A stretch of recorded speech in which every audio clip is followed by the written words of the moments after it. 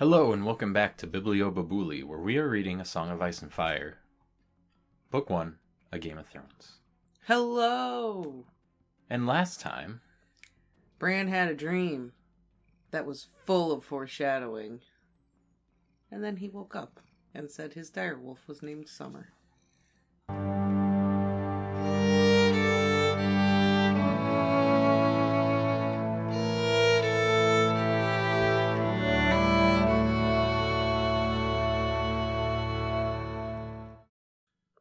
Catelyn. We will make King's Landing within the hour. Catelyn turned away from the rail and forced herself to smile. Your oarmen have done well by us, Captain. Each one of them shall receive a silver stag as a token of my gratitude. Captain Morio Tumitis favoured her with a half-bow. You are far too generous, Lady Stark. The honour of carrying a great lady like yourself is all the reward they need. But they'll take the silver anyway. Morio smiled. As you say. He spoke the common tongue fluently, with only the slightest hint of a Tyroshi accent. He'd been plying the narrow sea for 30 years, he told her, as oarman, quartermaster, and finally captain of his own trading galleys. The Storm Dancer was his fourth ship and his fastest, a 2-masted galley of 60 oars. She had certainly seen the fastest of ships available in White Harbour when Catelyn and Sir Roderick Castle had arrived after their headlong gallop down river. The Tyroshi were notorious for their avarice, and Sir Roderick had argued for hiring a fishing sloop out of the Three Sisters, but Catelyn had insisted on the galley. It was good that she had. The winds had been against them for much of the voyage, and without the galley's oars they'd still be beating their way past the Fingers instead of skimming towards King's Landing and Journey's End. So close, she thought. Beneath the linen bandages her fingers still throbbed where the dagger had bitten. The pain was her scourge, Catelyn felt, lest she forget. She could not bend the last 2 fingers of her left hand, and the others would never again be dexterous. Yet that was a small enough price to pay for Bran's life. Sir Roderick chose the moment to appear on deck. "My good friend," said Morio through his forked green beard. The Tyroshi loved bright colours, even in their facial hair. "It is fine to see you looking better." "Yes," Sir Roderick agreed. "I haven't wanted to die for almost 2 days now." He bowed to Catelyn. "My lady." He was looking better. A shade thinner than he had been when they set out from White Harbour, but almost himself again. The strong winds of the Bight and the roughness of the narrow sea had not agreed with him, and he'd almost gone over the side when the storm seized them unexpectedly over Dragonstone, yet somehow he clung to a rope until 3 of Morio's men could rescue him and carry him safely below decks. "The captain was just telling me that our voyage is almost at an end," she said. Sir Roderick managed a wry smile. "So soon?" He looked odd without his great white side whiskers, smaller somehow, less fierce, and 10 years older. Yet back on the Bight it had seemed prudent to submit to a crewman's razor, after his whiskers had become hopelessly befouled for the 3rd time while he leaned over the rail and retched into the swirling winds. "I will leave you to discuss your business," said Captain Morio. He bowed and took his leave of them. The galley skimmed the water like a dragonfly, her oars raising and falling in perfect time. Sir Roderick held the rail and looked out over the passing shore. "I have not been the most valiant of protectors." Catelyn touched his arm. "We are here, Sir Roderick, and safely. That is all that truly matters." Her hand groped beneath her cloak, her fingers still stiff and fumbling. The dagger was still at her side. She found she had to touch it now and then to reassure herself. "Now we must reach the King's Master-at-Arms and pray that he can be trusted." "Sir Aaron Santagar is a vain man, but an honest one." Sir Roderick's hand went to his face to stroke his whiskers and discovered once again that they were gone. He looked nonplussed. "He may know the blade, yes, but, my lady, the moment we go ashore we are at risk, and there are those at court who will know you on sight." Catelyn's mouth grew tight. "Littlefinger," she murmured. His face swam up before her, a boy's face, though he was a boy no longer. His father had died several years before, so he was Lord Baelish now, yet still they called him Littlefinger. Her brother Edmure had given him that name long ago at River Run. His family's modest holdings were on the smallest of the fingers, and Peter had been slight and short for his age. Sir Roderick cleared his throat. "Lord Baelish once His thought trailed off uncertainly in search of a polite word. Catelyn was past delicacy. "He was my father's ward. We grew up together in Riverrun. I thought of him as a brother, but his feelings for me were more than brotherly. When it was announced I was to wed Brandon Stark, Peter challenged for the right to my hand. It was madness. Brandon was 20, Peter scarcely 15. I had to beg Brandon to spare Peter's life. He let him off with a scar. Afterward my father sent him away. I have not seen him since." She lifted her face to the spray as if the brisk wind would blow the memories away. "He wrote to me at Riverrun after Brandon was killed, but I burned the letter unread. By then I knew that Ned would marry me in his brother's place." Sir Roderick's fingers fumbled once again for non-existent whiskers. "Littlefinger sits on the small council now." "I knew he would rise high," said Catelyn. "He was always clever, even as a boy. But it is one thing to be clever and another to be wise. I wonder what the years have done to him." High overhead, the far eyes sang out from the rigging. Captain Morio came scrambling across the deck, giving orders, and all around them the Storm Dancer burst into frenetic activity as King's Landing slid into view atop its high 3 hills. 300 years ago, Catelyn knew, those heights had been covered with forest, and only a handful of fisherfolk had lived on the north shore of the Blackwater Rush, where the deep, swift river flowed into the sea.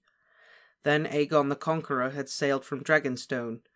It was here his army had put ashore, and there on the highest hill that he built his first crude redoubt of wood and earth.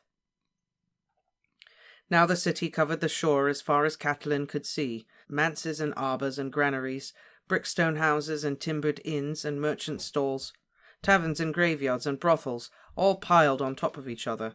She could hear the clamour of the fish market even at this distance. Between the buildings were broad roads lined with trees, wandering crook-back streets, and alleys so narrow that 2 men could not walk abreast. Visinia's hill was crowned by the great sept of Baelor with its 7 crystal towers. Across the city on the hill of Rhaenys stood the blackened walls of the Dragon Pit, its huge dome collapsing into ruin, its bronze doors closed now for a century. The Street of the Sisters ran between them, straight as an arrow. The city walls rose in the distance, high and strong. 100 quays lined the waterfront, and the harbour were crowded with ships. Deep-water fishing boats and river runners came and went. Ferrymen poled back and forth across the Blackwater Rush, trading galleys, unloading goods from Brovos and Pentos and Lys. Catelyn spied the Queen's ornate barge tied up beside a fat-bellied whaler from the port of Ibin, its hull black with tar, while upriver a dozen golden warships rested in their cribs, sails furled and cruel iron rams lapping at the water. And above it all, frowning down from Aegon's high hill, was the Red Keep. 7 huge drum towers crowned with iron ramparts, an immense grim barbican, vaulted halls and covered bridges, barracks and dungeons and granaries, massive curtained walls studded with the archers' nests, all fashioned of pale red stone. Aegon the Conqueror had commanded it built. His son, Maegor the Cruel, had seen it completed. Afterward he'd taken the heads of every stonemason, woodworker and builder who'd ever laboured on it. Only the blood of the dragon would ever know the secrets of the fortress that the dragon lords built, he vowed. Yet now the banners that flew from its battlements were golden, not black, and where the 3-headed dragon had once breathed fire now pranced the crowned stag of House Baratheon. A high-masted swan ship from the Summer Isles was beating out from port, its white sails huge with wind. The Storm Dancer moved past it, pulling steadily for shore. "My lady," Sir Roderick said, "I have thought on how best to proceed while I lay abed. You must not enter the castle. I will go in your stead and bring Sir Aaron to you in some safe place." She studied the old knight as the galley drew near to a pier. Morio was shouting in the vulgar Valyrian of the Free Cities. "You would be as much of a risk as I would." Sir Roderick smiled. "I think not. I looked at my reflection in the water earlier and scarcely recognized myself. My mother was the last person to see me without whiskers, and she is 40 years dead. I believe I'm safe enough, my lady." Morio bellowed a command. As one, 60 oars lifted up from the river, then reversed and backed water. The galley slowed. Another shout. The oars slid back inside the hull. As they thumped against the dock, Tyroshi seamen leapt down to tie up. Morio came bustling up, all smiles. "King's Landing, my lady, as you did command, and never has a ship made a swifter or surer passage. Will you be needing assistance to carry your things to the castle?" "We shall not be going to the castle. Perhaps you can suggest an inn, some place clean and comfortable, and not too far from the river." The Tyroshi fingered his forked green beard. "Just so. I know of several establishments that might suit your needs. Yet first, if I may be so bold, there is the matter of the second half of the payment we agreed upon, and of course the extra silver you were so kind as to promise. 60 stags, I believe it was." "For the oarmen," Catelyn reminded him. "Oh, of a certainty," said Morio, "though perhaps I should hold it for them until we return to Tyrosh, for the sake of their wives and children. If you give them the silver here, my lady, they will dice it away or spend it all on a night's pleasure." "There are worse things to spend money on," Sir Roderick put in. "Winter is coming." "A man must make his own choices," Catelyn said. "They earn the silver. How they spend it is no concern of mine." "As you say, my lady," Morio replied, bowing and smiling. Just to be sure, Catelyn paid the oarmen herself, a stag to each man, and a copper to the 2 men who carried their chests halfway up Visinia's hill to the inn that Morio had suggested. It was a rambling old place on Eel Alley. The woman who owned it was a sour crone with a wandering eye who looked them over suspiciously, and bit the coin that Catelyn offered her to make sure it was real. Her rooms were large and airy, though, and Morio swore that her fish stew was the most savoury in all the 7 kingdoms. Best of all, she had no interest in their names. "I think it is best if you stay away from the common room," Sir Roderick said after they'd settled in. "Even in a place like this, no one knows who may be watching." He wore ring-mailed dagger and longsword under a dark cloak with a hood he could pull over his head. "I'll be back before nightfall with Sir Aaron," he promised. "Rest now, my lady." Catelyn was tired. The voyage had been long and fatiguing, and she was no longer as young as she had been. Her windows opened on the alley and rooftops with a view of the black water beyond. She watched Sir Roderick set off, striding briskly through the busy streets until he was lost in the crowds, then decided to take his advice. The bedding was stuffed with straw instead of feathers, but she had no trouble falling asleep. She awoke to a pounding on her door. Catelyn sat up sharply. Outside the window the rooftops of King's Landing were red in the light of the setting sun. She'd slept longer than she'd intended. A fist hammered on her door again, and a voice called out, "Open up, in the name of the king!" "A moment," she called out. She wrapped herself in her cloak. The dagger was on the bedside table. She snatched it up before she unlatched the heavy wooden door. The men who pushed into the room wore the black ringmail and golden cloaks of the city watch. Their leader smiled at the dagger in her hand and said, "No need for that, my lady. We're here to escort you to the castle." "By whose authority?" she said. He showed her a ribbon. Catelyn felt her breath catch in her throat. The seal was a mockingbird in grey wax. "Peter," she said. "So soon?" Something must have happened to Sir Roderick. She looked at the head guardsman.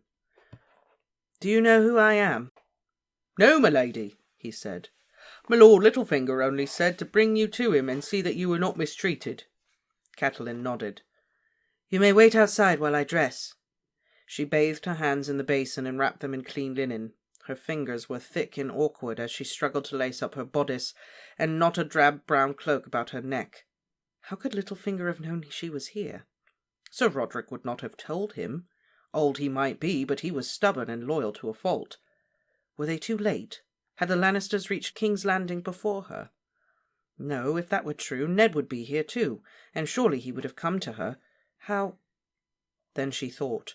Morio. The Tyroshi knew who they were and where they were. Damn him! She hoped he'd gotten a good price for that information. They had brought a horse for her. The lamps were being lit along the streets as they set out, and Catelyn felt the eyes of the city on her as she rode, surrounded by the guard in their golden cloaks.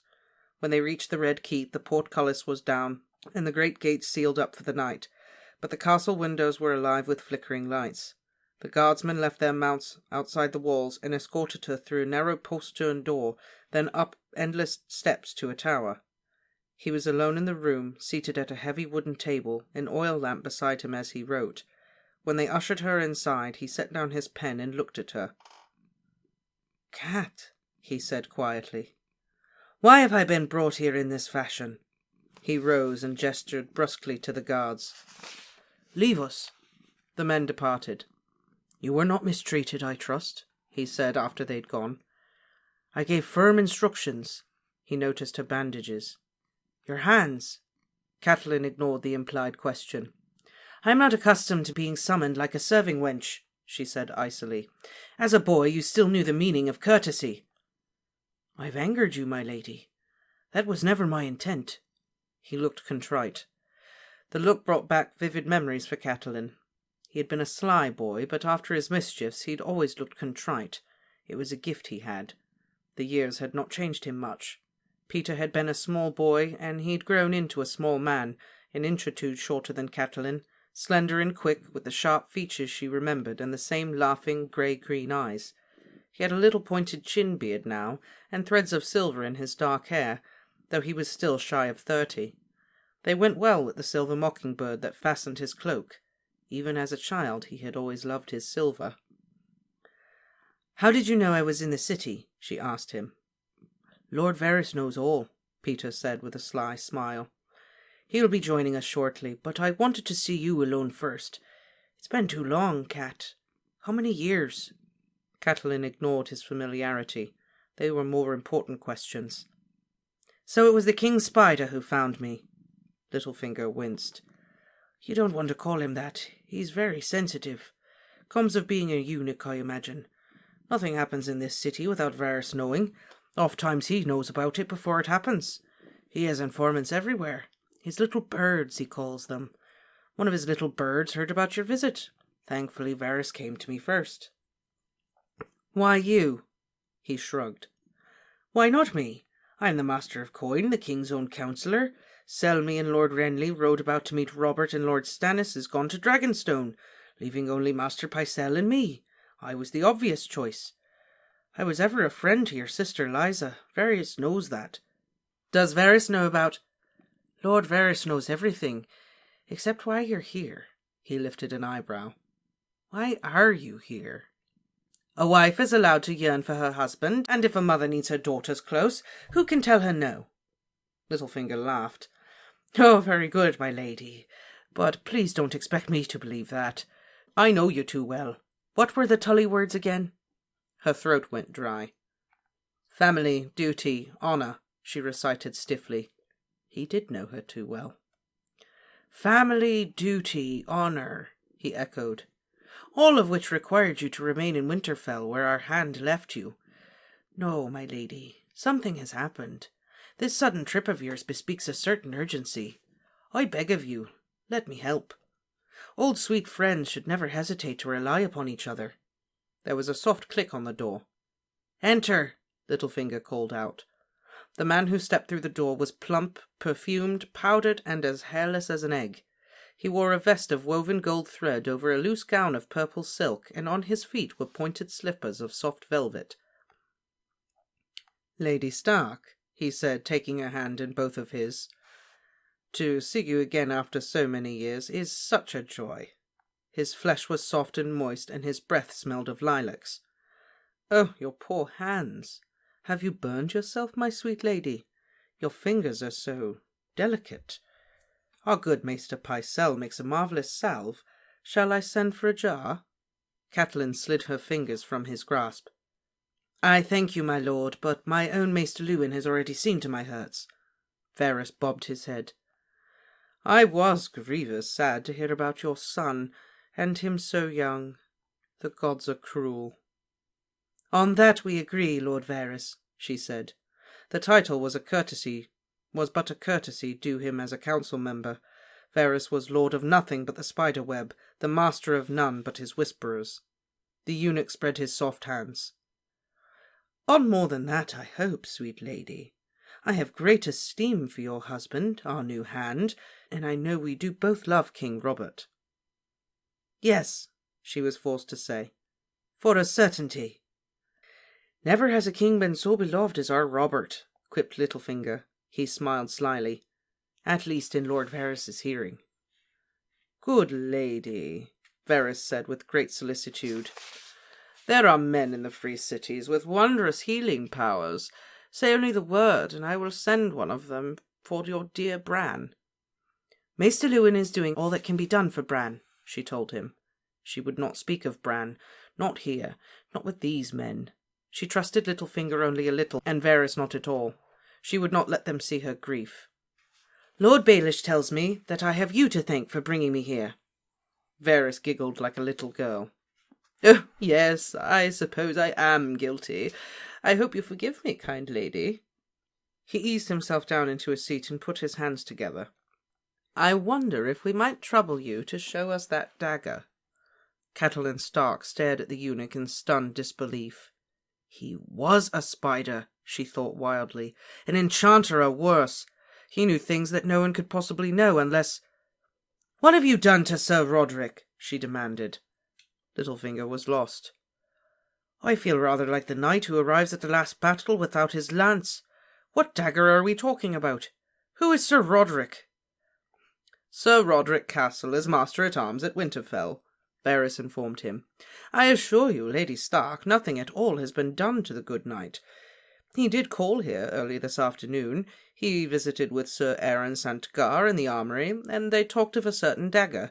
About sunset they left the castle together and walked to that dreadful hovel where you were staying. They're still there, drinking in the common room, waiting for your return. Sir Roderick was very distressed to find you gone." "How could you know all that?" "The whisperings of little birds," Varys said, smiling. "I know things, sweet lady. That is the nature of my service." He shrugged. "You do have the dagger, yes?" Catelyn pulled it out from beneath her cloak and threw it down on the table in front of him. "Here. Perhaps your little birds will whisper the name of the man it belongs to." Varys lifted the knife with exaggerated delicacy and ran a thumb along its edge. Blood welled, and he let out a squeal and dropped the dagger back on the table. "Careful," Catelyn said. "It's sharp." "Nothing holds an edge like Valyrian steel," Littlefinger said, as Varys sucked at his bleeding thumb and looked at Catelyn with sullen admonition. Littlefinger hefted the knife lightly in his hand, testing the grip. He flipped it into the air, caught it again with his other hand. "Such sweet balance. You want to find the owner, is that the reason for your visit? You have no need of Sir Aaron for that, my lady. You should have come to me." "And if I had," she said, "what would you have told me?" "I would have told you that there is only one knife like this at King's Landing." He grasped the blade between thumb and forefinger, drew it back over his shoulder, and threw it across the room with a practised flick of his wrist. It struck the door and buried itself deep in the oak, quivering. "It's mine." "Yours?" It made no sense. Peter had not been at Winterfell. "Until the tourney on Prince Joffrey's name day," he said, crossing the room to wrench the dagger from the wood. "I backed Sir Jaime in the jousting along with half the court." Peter's sheepish grin made him look half a boy again. "When Loras Tyrell unhorsed him, many of us became a rifle poorer. Sir Jaime lost 100 gold dragons, the Queen lost an emerald pendant, and I lost my knife. Her Grace got the emerald back, but the winner kept the rest." "Who?" Catelyn demanded, her mouth dry with fear. Her fingers ached with remembered pain. "The imp," said Littlefinger as Lord Varys watched her face. "Tyrion Lannister." Uh-oh. Is Tyrion not as good as we expected him to be? "See a stinker?" Trying to protect his family. Yeah, do you think he's trying to protect his family? Trying to silence Bran? No. Because everything we've heard about him, he really dislikes his family. Yeah. Except, he does like Jaime. So, and Jaime was the one who pushed him. Yeah. So would he protect Jaime? Even though he hates the rest of his family. Then why would Tyrion make that? Remember when he sat down with them for breakfast and he kind of sat there and he was like, "Oh, wonder what Bran's gonna say if he wakes up." That is true. Yeah. Maybe Tyrion's being framed.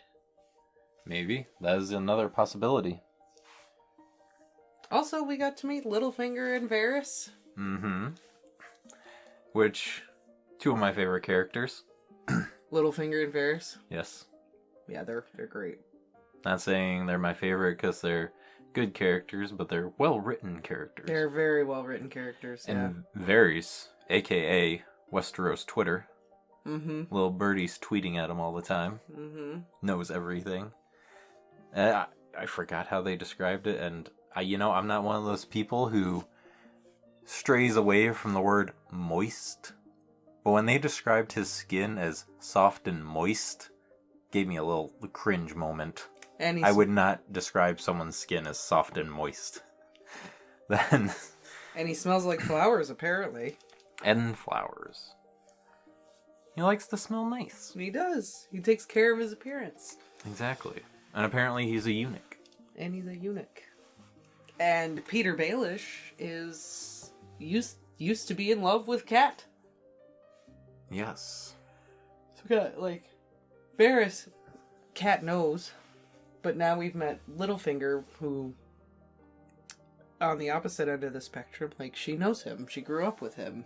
Mm-hmm. And she knows that he was a very sly child. Mm-hmm. Sly, clever. And short of 30, but still with gray hair. Yeah. Must have a stressful job, whatever it is he does. He's the master of coin. Of course it's stressful.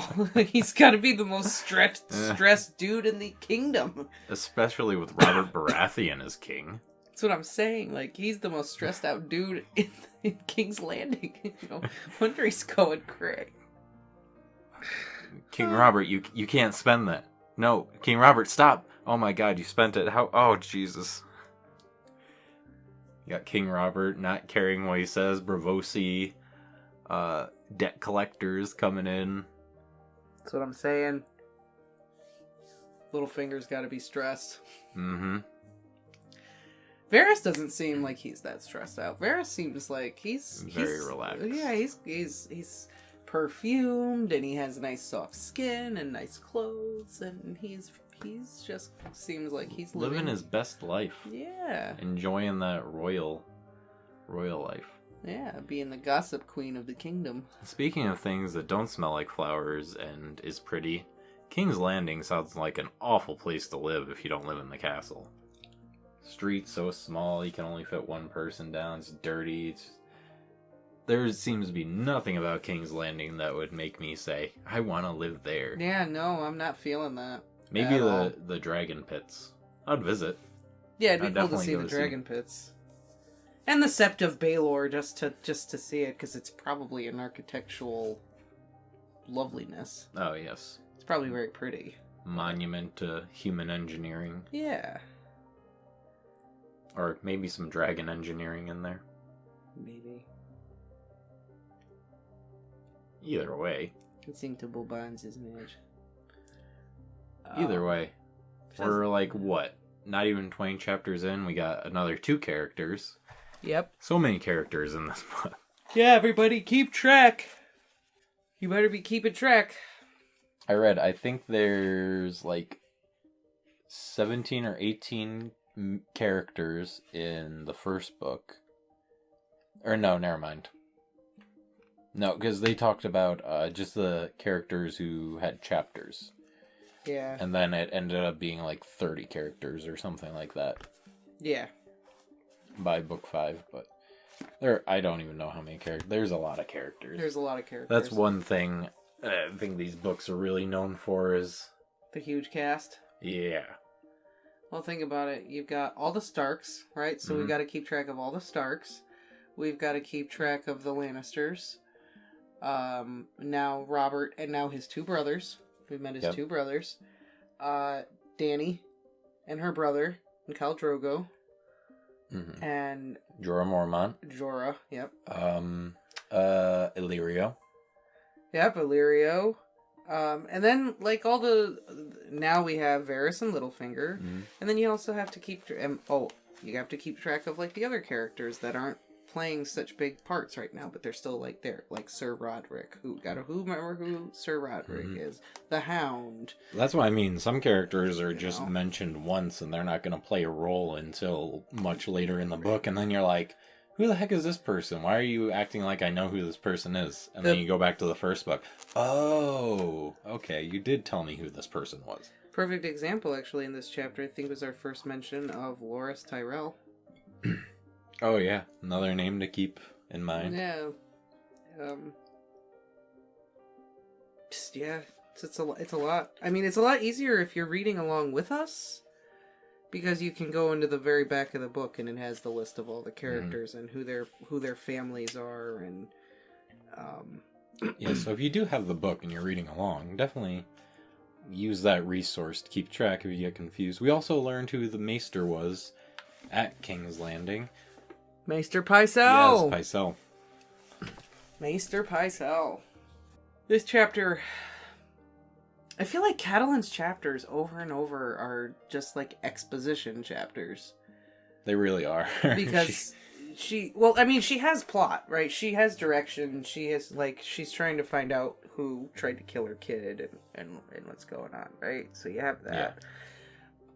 But every chapter, it's always used as a vehicle to, like, introduce another character, or in this case, two characters. Mm-hmm. And then to also sometimes, like, give history on the world. Like, we got a whole description of King's Landing and where it came from, and how the Red Keep was built, and I saw a little I don't know, slip in Martin's writing where when they were talking about Littlefinger, Catelyn was talking about Littlefinger on the boat. It's very just narrative, like, just telling you what type of person he is. I feel most of his writing, he's able to tell you in a way where it's not that narrative way, you know? Like, it's this super is this obvious. person, he's this, he's like this. This one was a little more blunt. Yeah. I mean, it was just one of those, I don't know. Wasn't as that's slick one of the as things. Yeah. Martin describing getting, like, people to feel human and everything.